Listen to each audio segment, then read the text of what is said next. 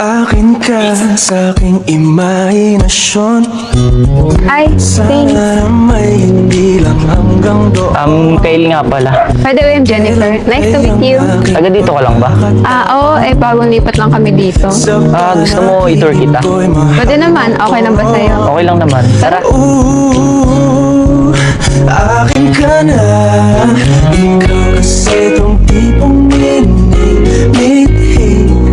Yung sabi nilang di ka magsisisi. Kaya tanging hiling ko ay makatabi kat magtindila ng iyong mga ngiti. Gustong gusto kita kapag di mo makita. Narinig mo yun? Ha? Wala naman. Ay, ikaw ha? Ano yun? Madalas ka ba nag-jogging? Minsan lang pag may time, pero madalas ako dito sa lugar na to. Pero bakit ang hilig mo sa lugar na to?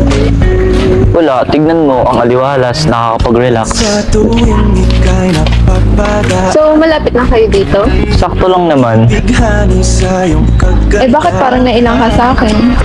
Ngunit kahit di ka man malapitan, sa panaginip kay pakakasalan na.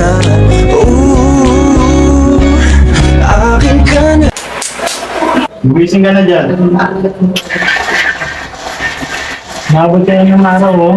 Tanghali na. May bibisita sa akin dito, papakilala kita. Naman, may panira ng tulog eh. Ngayon lang yan, ngayon lang naman. Ngayon lang naglambing si Kuya eh. Nakita kita nga, ang muso, ano pa nag-init mo? Nagbibinata ka na, ha? Ano, baba ka na lang din, ha? Oo na, sige na, susunod na ako. Sige na. Sige, sunod ka, ha? Oo.